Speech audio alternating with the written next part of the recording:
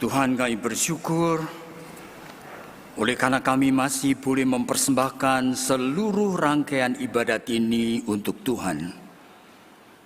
Puji-pujian yang Tuhan anugerahkan, kami kembalikan sebagai puji-pujian kami kepada Tuhan. Pengakuan-pengakuan iman yang kami ikrarkan adalah suatu tindakan keberanian untuk menyaksikan bahwa di tengah dunia ini kami ada kumpulan dari orang-orang yang percaya kepada Allah yang ajaib, Allah Tritunggal yang esa. Dan kami percaya bahwa hidup kami milik dari Allah yang hidup. Bahwa setiap detail dari hidup kami ingin persembahkan sebagai persembahan yang diperkenan oleh Allah yang hidup. Tuhan, kami tahu ada di antara kami yang datang di dalam ibadat ini dengan beban-beban di dalam kehidupan mereka yang mungkin orang lain tidak tahu. Tetapi Tuhan, kami tahu ada banyak sekali kesulitan di dalam kehidupan kami oleh karena kelemahan-kelemahan kami sendiri. Sehingga ada banyak di antara kami di dalam kehidupan rumah tangga kami menjadi contributor, penyumbang daripada masalah. Dan pada saat kami menghadapi kesulitan dalam hidup di dalam keluarga kami seringkali cenderung menyalahkan orang lain. Dan kami sudah terjerat persoalan satu menjadi persoalan yang kedua. Dan belum terselesaikan menghadirkan persoalan yang berikutnya lagi. Dan kami seringkali bingung oleh karena kehilangan arah. Kami tidak tahu lagi bagaimana kami membenahinya. Oh Tuhan, pada saat kami datang di dalam ibadat ini, mungkin ada di antara kami yang sudah tidak memikirkan lagi bagaimana kami memperbaiki hidup ini. Kami hanya datang sebagai rutinitas daripada orang beragama Kristen. Bahkan kami tidak berani lagi meminta pertolongan Tuhan oleh karena perasaan kami terhadap pasangan kami pun sudah penuh dengan bitterness. Kami bahkan tidak menginginkan mengasihi dan menghormati dia. Tuhan, di dalam posisi yang seperti ini, dan kami tidak mengerti iman kami mempunyai peran apa. Belum lagi masalah finansial yang tidak mudah yang dihadapi sebagian besar dari kami. Dan kami kadang-kadang tergoda betul-betul memikirkan bagaimana kami menghalalkan semua cara Tuhan. Yang kami tahu kami milik Tuhan, tetapi kami kadang-kadang tidak berdaya.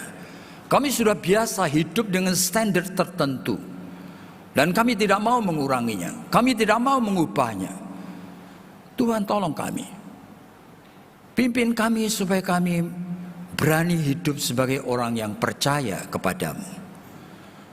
Dan pada saat kami ingin mendengarkan kebenaran firman-Mu Tuhan, kami juga mohon biarlah Roh Kudus boleh bekerja dengan leluasa di dalam pikiran, di dalam hati kami.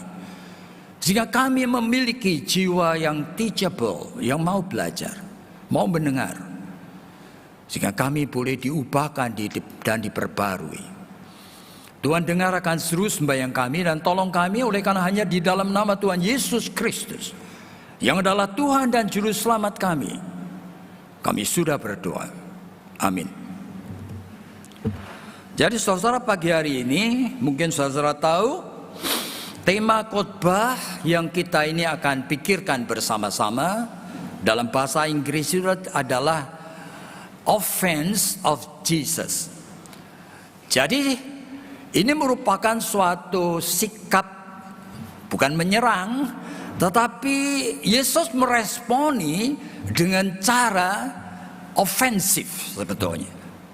Jadi Yesus yang penuh dengan kasih tidak selalu meresponi akan manusia itu dengan sikap seperti apa yang manusia itu inginkan. Jadi the offense of Jesus. Ya, saya berpikir sungguh-sungguh, saudara. Jadi untuk tema seperti ini sebetulnya signifikansinya itu apa? Apa sebenarnya kepentingannya untuk hidup kita ini? Dan saya diberikan ayat dari Markus pasalnya yang kedua. Dan ini ada beberapa cerita, saudara, di sini sekaligus, tetapi adalah sikap daripada Tuhan Yesus untuk aspek-aspek tertentu yang orang-orang Farisi dan kepala-kepala imam itu mereka tidak bisa memahami. Kenapa sikap Yesus seperti itu? Yang pertama, pada saat Yesus memanggil akan orang yang namanya Matius, yaitu Lewi, orang yang hidupnya tercela, saudara, oleh karena dia adalah ante-ante orang Romawi yang memeras akan bangsanya sendiri. Dia pemungut cukai, saudara. Dan pemungut cukai ini secara khusus dipilih Yesus menjadi muridnya. Ini sendiri sudah suatu sikap yang sulit sekali diterima. Dan setelah itu Yesus diundang makan di rumahnya, dan pemungut cukai ini ngundang teman-temannya semuanya. Kelompok orang yang orang-orang Farisi dan kepala imam itu sebut sebagai kelompok orang berdosa. Yaitu. Lalu Yesus ngomong apa? Ya, orang sakit itu kan membutuhkan tabib. Kalau orang merasa dirinya sehat, ya tidak butuh. Jadi aku datang bukan untuk orang yang merasa dirinya sehat. Aku datang untuk orang yang merasa dirinya sakit. Ya, ini ofensif yang pertama. Kemudian setelah itu diceritakan lagi di dalam Markus pasal yang kedua, masalah berpuasa. Nah, ini sudah berjalan ratusan tahun, saudara, sejak zaman Esra dan Nehemia. Nah, memang kelompok-kelompok rohaniwan itu bukan hanya turunan Lewi. Sekarang semua suku boleh, makanya keluar mazhab-mazhab yang memang menjadi sangat rohani sekali. Farisi, Saduki, ya kan, kepala-kepala imam. Waduh, itu siang malam. Dan mereka itu seminggu 2 kali berpuasa. Saudara, nah ini mereka mengatakan orang-orang rohaniwan kan harusnya berpuasa. Kenapa? Lihat aja, Yohanes dengan murid-muridnya juga berpuasa. Kenapa kamu dan murid-muridmu tidak berpuasa? Jadi saudara bisa dibayangkan ya, ini pikiran dari orang-orang ini make sense. Oleh karena memang hidup ya rohaniwan yang mestinya begitu. Yesus jawabnya itu adalah sementara mempelai laki-laki itu bersama dengan dia, yaitu ini adalah anugerah ya. Di mana mempelai laki itu sedang berada dalam proses menjemput mempelai perempuan gitu loh. Masa kamu berpuasa? Jadi Yesus itu jawabnya kayak gitu. Nanti kalau mempelai itu diambil, ya silakan kalau mau berpuasa. Jadi caranya menjawab kok kayak gitu. Seolah-olah membelain orang-orang yang semau gue gitu ya, yang tidak mau berpuasa dengan suatu alasan yang dirohanikan seperti itu, yang kemungkinan besar murid-muridnya sendiri tidak ngerti. Mereka yang ikut gurunya Yesus ini tidak berpuasa.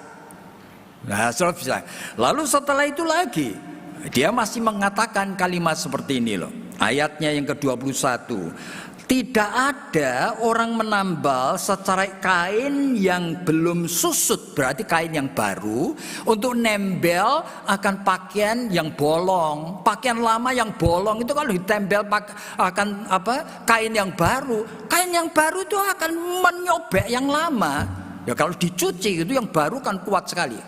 Nah, lubangnya lebih besar lagi gitu loh. Nah, jawabannya kayak gitu, saudara. Jadi dengan kata lain ya, kamu itu jangan menembalkan seolah-olah hal berpuasa itu sebagai aksesori. You nanti akan tahu, you nanti akan ruin gitu. Loh, kok gitu? Ya kan? Kemudian dia bicara lagi lebih lagi pada saat Yesus dan murid-muridnya jalan, oke? Pada hari Sabat ini murid-muridnya tuh iseng ngambil mayang-mayang gandum dimakan, saudara. Lalu orang ini pikir, Orang mengambil mayang gandum itu sama dengan orang harvest, memetik. Berarti artinya orang kerja untuk memetik gandum. Ini hari Sabat. Kenapa kamu melakukan itu? Nah, jawaban Yesus adalah, kamu itu kok lupa sih? Dulu zamannya Daud, coba. Daud dalam keadaan sangat terdesak. Bawa pasukannya yang sangat capek, lapar luar biasa. Kemana? Ke Bait Allah. Itu zamannya Imam Abiatar loh. Nah, Imam Abiatar bingung, tidak punya makanan toh. Lalu apa? Makanan suci yang hanya dipersembahkan pada Tuhan sebenarnya. Itu ada di sana. Itu makanan yang hanya imam boleh makan. Memang peraturan di dalam Taurat, tidak boleh manusia itu sembarang makan kayak gitu. Yesus itu mengambil itu sebagai jawaban. Bukankah mereka boleh makan makanan yang ada di meja suci itu? Loh, kok gitu jawabannya? Nah ini loh, the offense of Jesus. Bahkan yang terakhir pada hari Sabat, Yesus masuk ke sinagoge. Nah, orang tahu ngapain ini di sinagoge ya?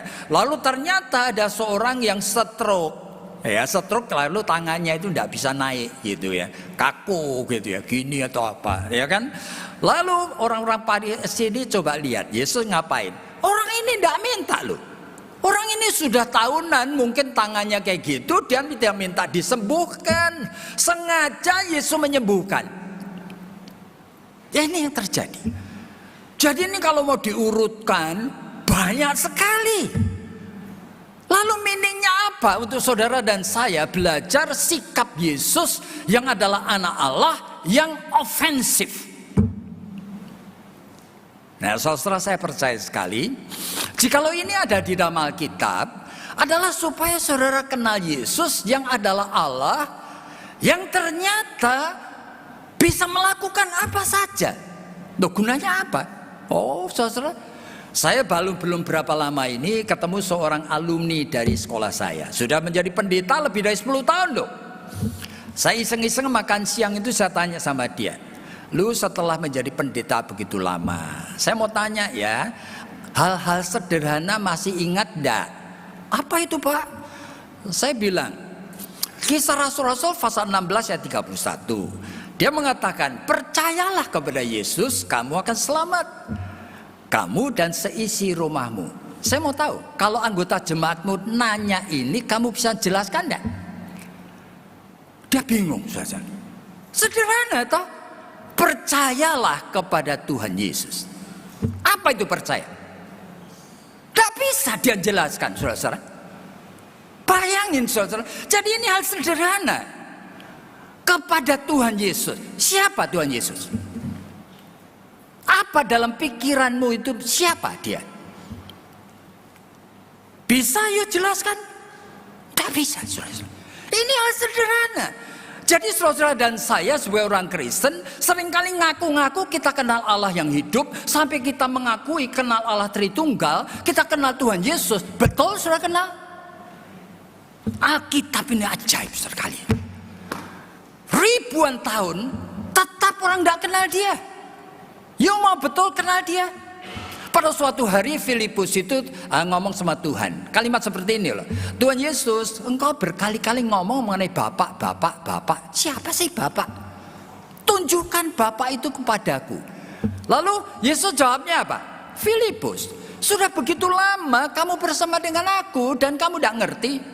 Melihat aku, melihat Bapak. Oleh karena Bapak di dalam aku di dalam Bapak. Jawabannya kayak gitu. Puyeng Filipus. Sudah pasti tidak ngerti dia apa ini. Tidak ngerti dia. Ya makanya Yesus tanya dalam Matius pasal 16. Menurut kata orang, aku ini siapa? Murid-murid menyebut tuh. Ada yang ngomong kamu mirip Yeremia, kamu mirip Elia, kamu mirip ini. Menurut kamu? Lalu Simon Petrus itu ngomong, engkau Mesias, anak Allah yang hidup. Berbahagialah engkau Simon Petrus, karena yang ngomong bukan kamu. Roh Bapakku yang mengurapi kamu. Nah, sebetulnya bisa menyebut dari mulut ini benar, belum tentu mengerti loh. Tapi bisa menyebut mulut ini benar, itu anugerah dari Allah. Ajaib ya. Mari kita pikirkan pelan-pelan. Oke, saudara jangan kaget. Oleh karena saudara dan saya tidak mungkin kenal Allah. Saudara dan saya tidak mungkin kenal Tuhan Yesus. Real. Saudara, ketika kekristenan itu mulai ada, abad pertama aja muncul puluhan dari ajaran sesat yang dianut bukan oleh orang sembarangan loh. Monarkianisme itu dua macam. Yang adopsianisme, yang monarkianisme, yang dynamic monarkianisme, yang disebut patripasianisme. Itu pandangannya apa? Bahwa sebetulnya Allah itu kan satu. Jadi kalau sampai Allah satu itu di dalam Yesus dia menderita di salib, ya Bapa itu juga ikut disalib, gitu loh. Namanya patripasianisme. Berarti kan tidak mungkin Allah itu cuma Yesus tok yang menderita, kan tidak mungkin. Setuju? Tidak setuju? Gimana kita? Lah, Sabellianisme, subordination, apa itu? Itu sudah muncul sama membingungkan oleh karena Bapak gereja yang namanya Origenes saja percaya loh bahwa Bapak Allah Bapak, Putra dan Roh itu urut-urutan, ada hierarkinya. Bapak ngutus anak, anak ngutus Roh, Bapak dan anak ngutus Roh. Berarti ada 3 tahapan. Berarti Roh Kudus itu paling rendah dari Bapa. Loh, di dalam Allah kok ada yang rendah, ada yang tengah, ada tinggi itu? Ya apa sih, bayangkan ya. Sehingga ketika Kaisar Konstantin itu menjadi Kristen, saat itu muncul banyak sekali pandangan, terutama 2 pandangan besar, yaitu Bapak gereja yang namanya Athanasius, yaitu percaya penuh bahwa Allah itu Tritunggal. Oke, Yesus Kristus itu anak Allah. Anak Allah itu bukan oleh karena Allah punya anak. Enggak, Allah tidak punya anak. Loh, kenapa disebut anak? Ya oleh karena disebut anak oleh karena Allah yang hidup ini itu ada something yang keluar dari dirinya, yaitu the firstborn out of God. Yang pertama kali keluar dari dirinya adalah pada saat Allah berfirman. Makanya Yohanes pasal 1 mengatakan firman Allah itu adalah Allah.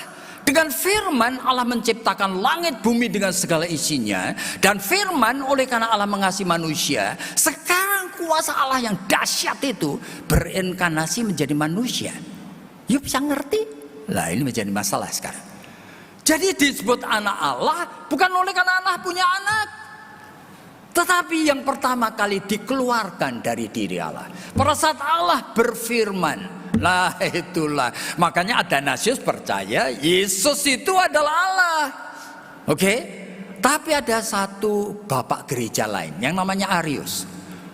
Dia percaya Yesus bukan Allah, Yesus manusia yang diurapi Roh Kudus. Adopsianisme menyebabkan Yesus tidak disebut sebagai anak Allah. Buktinya berkali-kali dia menyebut, aku tidak melakukan kehendakku sendiri, semuanya disuruh Bapakku. Wah, berpuluh-puluh kali. Jadi Yesus sebetulnya siapa? Nah ini oleh karena ada 2 kelompok ini terpaksa, ya kan? Konstantin itu mengharuskan gereja untuk bersidang.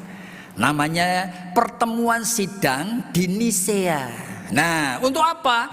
Ratusan bapak gereja itu ketemu di sana untuk menggariskan Allah yang kita sembah, kita kenal itu siapa. Lahirlah 12 pengakuan iman rasuli kita. Saudara mengucapkan, saudara ngerti? Tidak mungkin ngerti. Aku percaya kepada Allah Bapa yang Maha Kuasa, Khalik langit dan bumi. Itu ngomong tok, saudara. Ya tidak mungkin ngerti. Kenapa saya menyebutkan? Mari kita lihat ya. Beberapa tahun kemudian orang mulai tanya, Holy Spirit itu Allah atau bukan? Terpaksa sidang tahun 351. Di mana? Di Konstantinopel. Holy Spirit adalah God. Lah bagaimana? Jadi Allah itu Tritunggal, homoousios, satu esensi tetapi 3 substansi. Gimana? Jadi kalau saudara lagi doa sama Tuhan itu, bayangan itu ngomong sama siapa? Ngomong sama Bapak yang jenggotan gitu, ya, atau ngomong kepada Yesus yang wajahnya seperti gambar Yesus? Ngomong sama siapa? Boleh ngomong sama Roh Kudus? Bingung kita. Saudara tidak pernah mikir, saudara cuma hidup dalam asumsi iman. Hati-hati saudara. Jadi ini berbahaya sekali kalau tidak pernah dijelaskan. Dan ini baru sidang kedua loh, Konstantinopel loh. Nah kemudian muncul lagi, loh katanya Yesus diperanakan melalui surrogate mother. Artinya cuma titipan di kandungan namanya Maria. Ini namanya surrogate mother.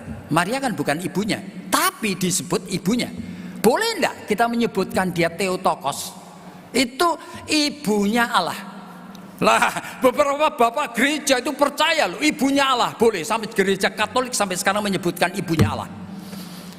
Terpaksa sidang lagi. Di mana? Di Efesus. Untuk memutuskan.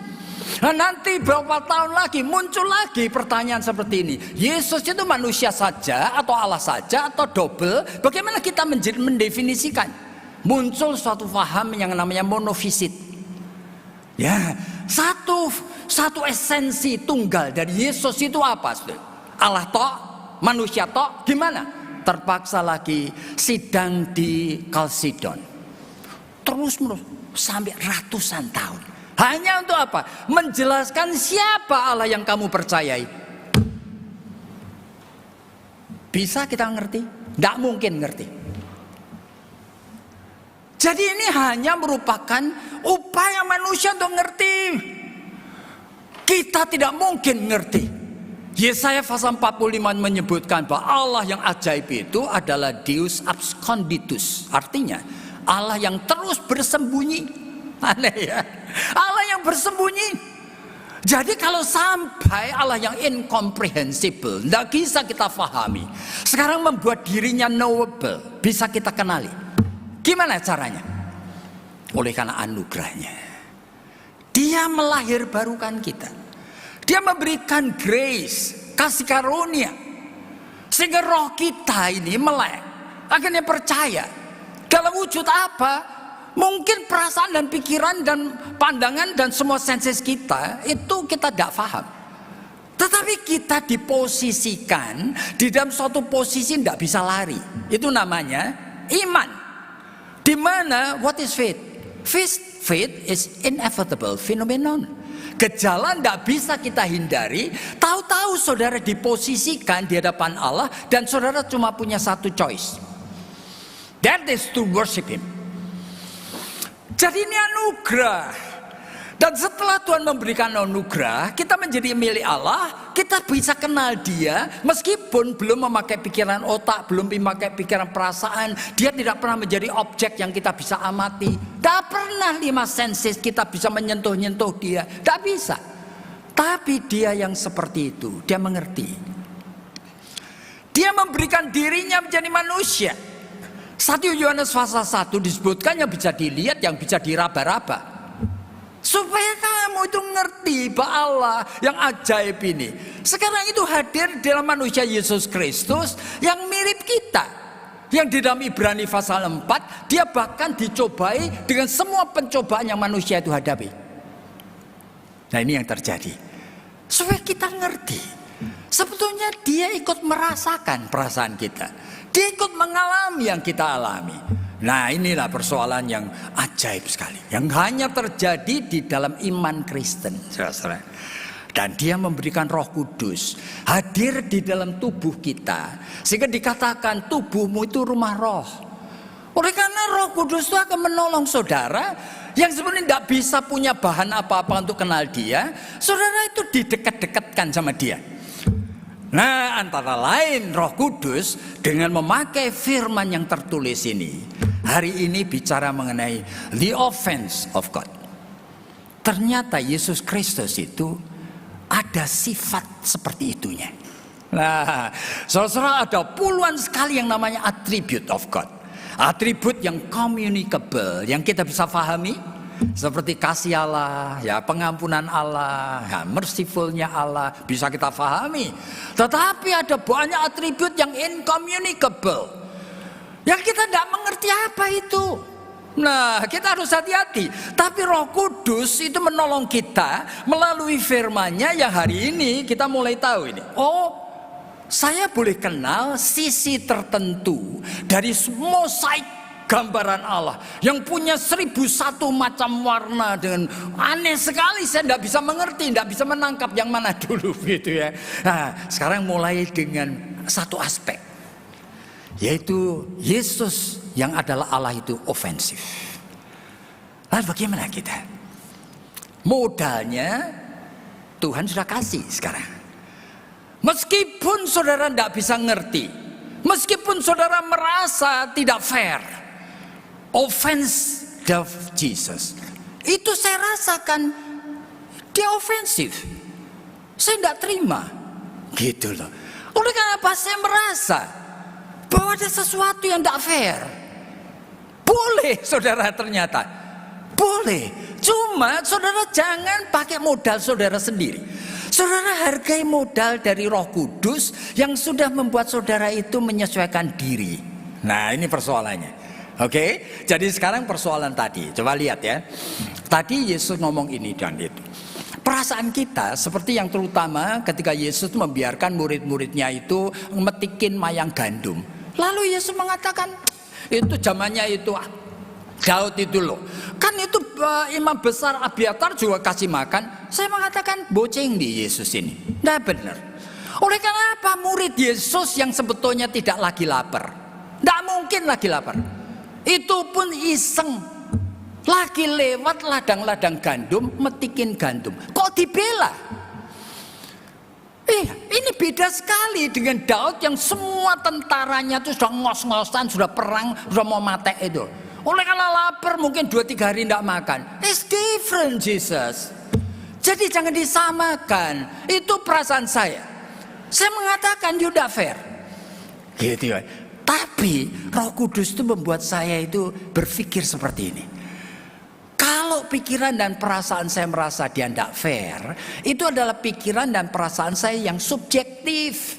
Itu pikiran perasaan saya natural. Saya belum memakai pikiran Kristus. Nah, sehingga saya mulai hati-hati ini. Jadi jangan-jangan aku keliru ini.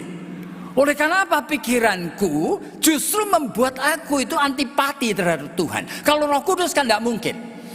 Berarti ada maksud tertentu dong. Oleh karena apa? Oleh karena kita melihat berkali-kali Tuhan itu memang memakai suatu cara terbalik. Misalnya aja ya, di dalam Lukas pasal 14 ayat 26, Yesus ngomong apa? Jikalau kamu tidak membenci bapakmu, ibumu, jikalau kamu tidak membenci suamimu atau istrimu, jikalau kamu tidak membenci anak-anakmu, kamu tidak bisa menjadi muridku. Waduh, masa ya gitu? Jadi aku membaca itu toh, aku marah betul.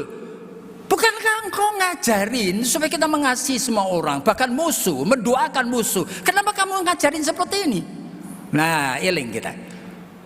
Jangan prejudis terhadap Tuhan. Tuhan kalau menyingkapkan something, you harus tahu. Kalau itu conflicting, tidak matching dengan pikiranmu, kamu mesti berhenti. Kamu belajar nurut kepada Roh Kudus. Nah, ketika belajar nurut kepada Roh Kudus, saya mulai melihat bagian-bagian yang lain dari Alkitab, dan saya tahu sebenarnya yang Yesus mau omong apa.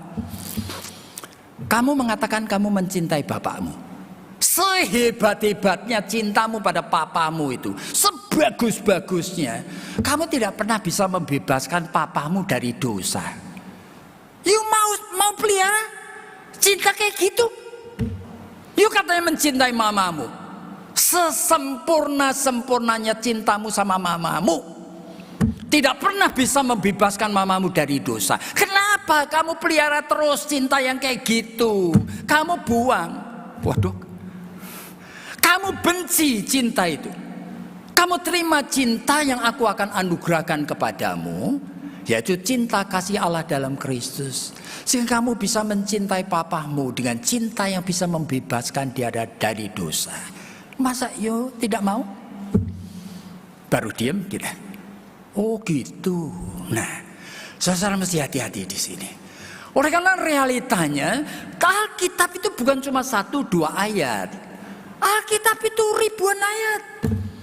Dan itu penyingkapan Allah sesuai dengan kondisi manusia berdosa yang justru kita sendiri tahu kita tidak predictable, kita tidak punya prinsip. Nah, tapi saudara kita lihat dalam bagian yang lain. Saya kadang-kadang tidak bisa mengerti. Dalam Matius pasal 23, Tuhan Yesus itu dari ayat yang pertama sampai yang terakhir, tidak ada yang baik. Kamu Farisi, orang munafik, kamu menyeberangi lautan untuk menobatkan satu orang menjadi pengikut agamamu.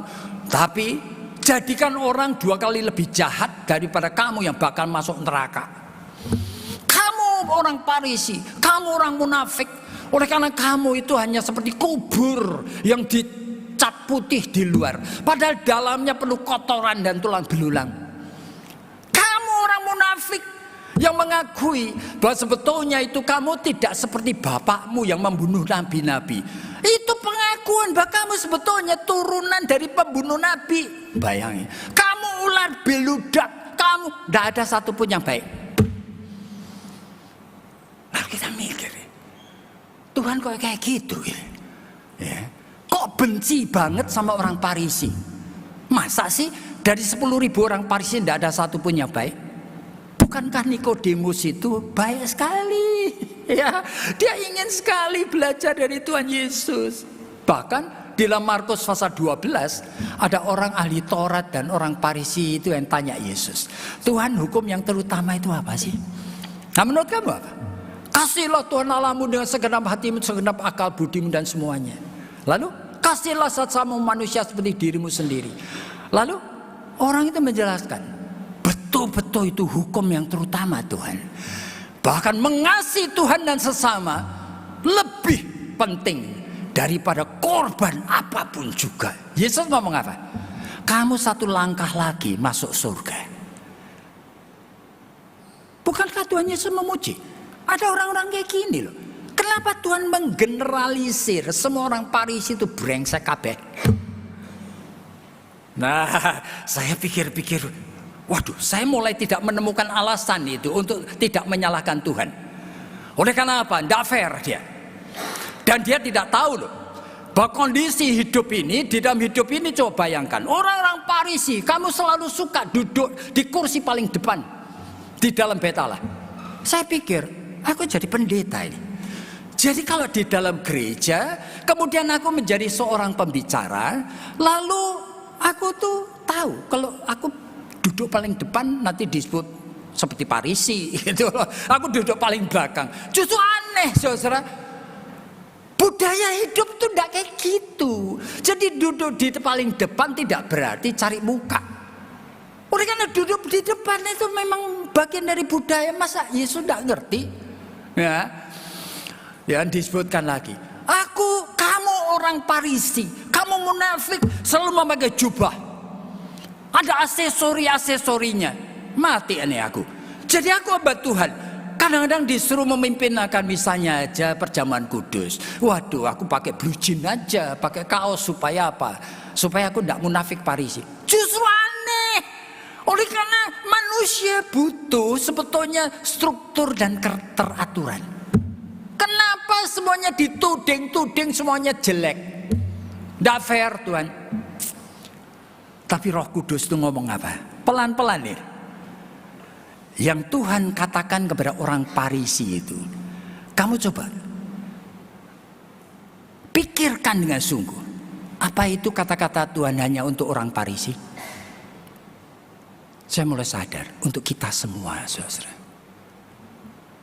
Dari 7 deadly sin, semua dosa, kemunafikan, kesombongan, kemarahan, semuanya, kerakusan. Tidak ada satu dosa pun yang pernah manusia bisa selesaikan. Dan Tuhan itu nuding orang yang paling contohnya paling kelihatan. Orang Farisi, saudara. Itu oleh karena apa? Mereka itu menjadi orang yang terjebak. Mereka yang membuat akan hukum dari 10 hukum menjadi 613. Mereka suruh orang nurutin, mereka sendiri sadar. Aku seringkali bolong, aku seringkali lupa, aku seringkali apa. Tapi aku sudah tidak bisa memperbaikinya. Sampai mau minum aja aku ngelap gelasnya, aku jangan-jangan kadang-kadang lupa. Yesus mengatakan, kamu saking hati-hatinya, kamu melihat ada nyamuk di dalam, kamu buang. Tapi kamu tidak sadar bahwa kamu menelan unta. Saya mulai lihat, this is real you and me. Jadi jikalau Tuhan itu bicara mengenai orang Farisi, Tuhan itu ingin menunjukkan Bahwa sebetulnya manusia itu hopeless. You menjadi seorang rohaniwan pun hopeless. Tidak ada satu dosa pun di dalam hidup saudara dan saya yang pernah diselesaikan tuntas. Mari kita itu open book.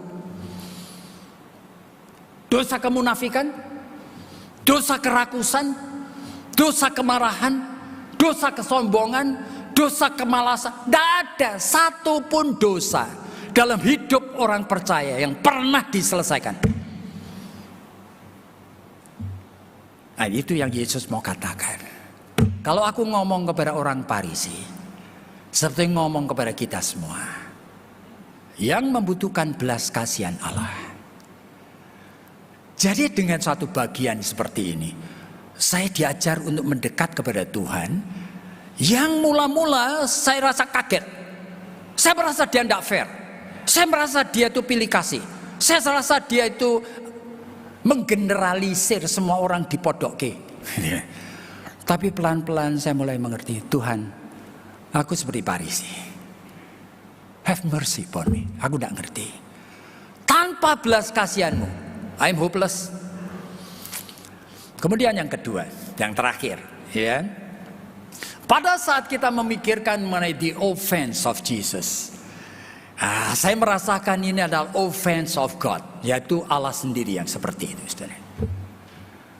Yang sebetulnya kita tuh tahu bahwa sebetulnya Allah itu kalau sampai masih nyerang kamu, masih menghardik kamu, oleh karena Allah masih mencintai kamu dan saya.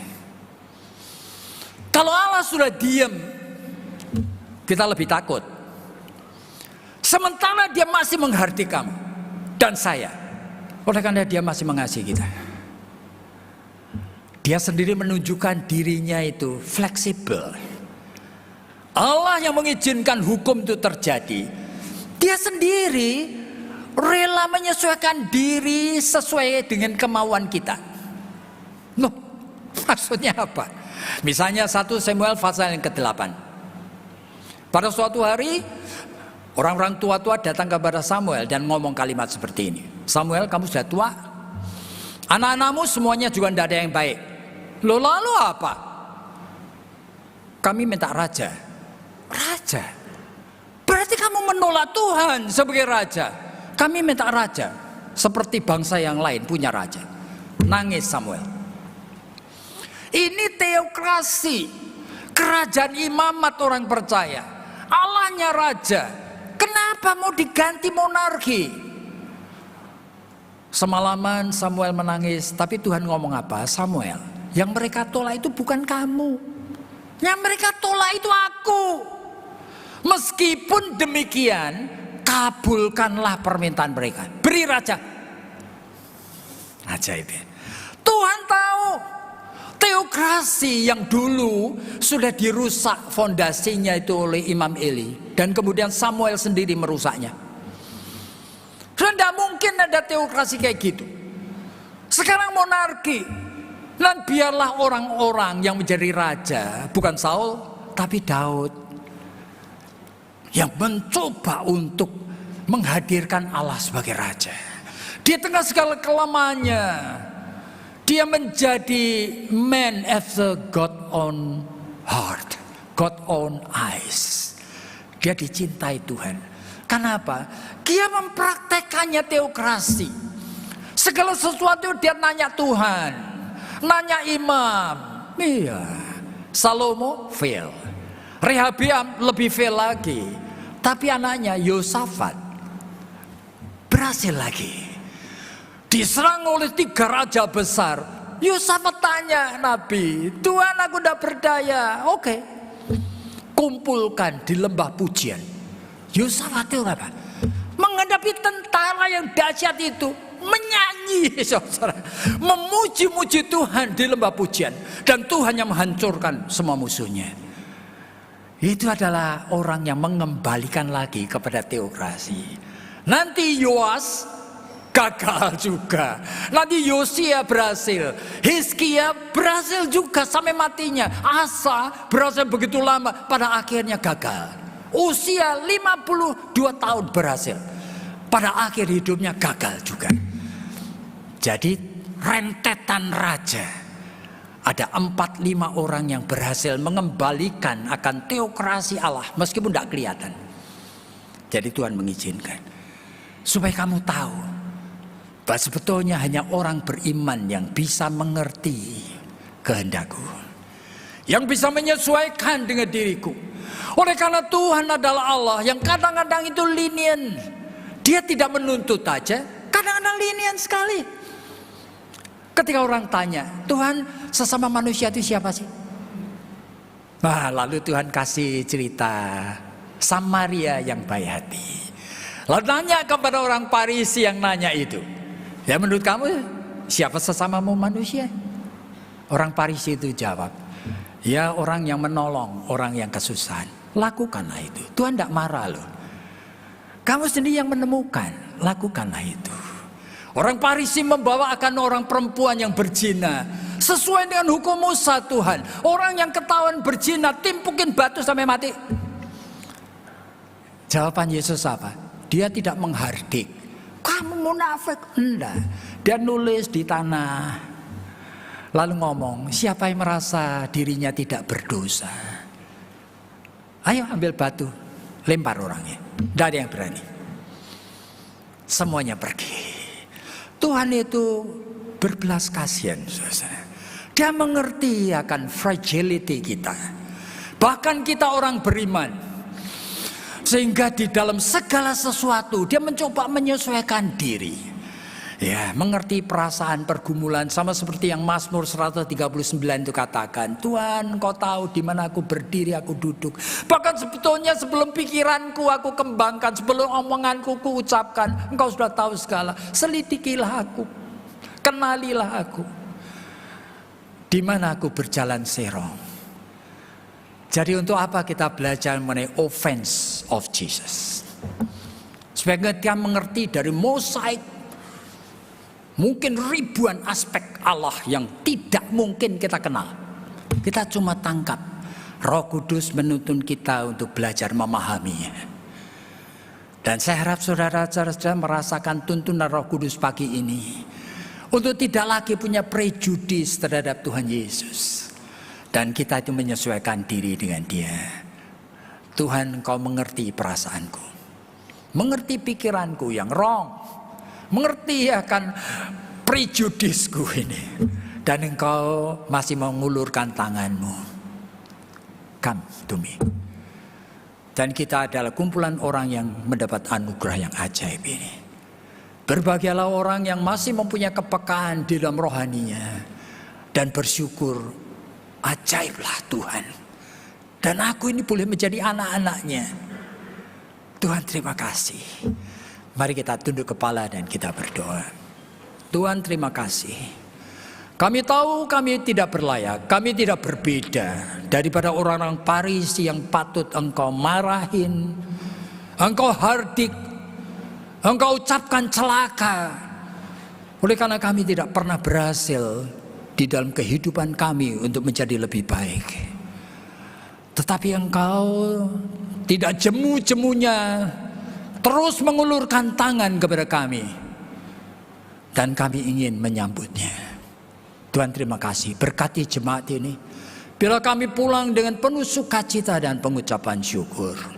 Oleh karena hanya di dalam nama Tuhan Yesus Kristus kami sudah berdoa. Amin.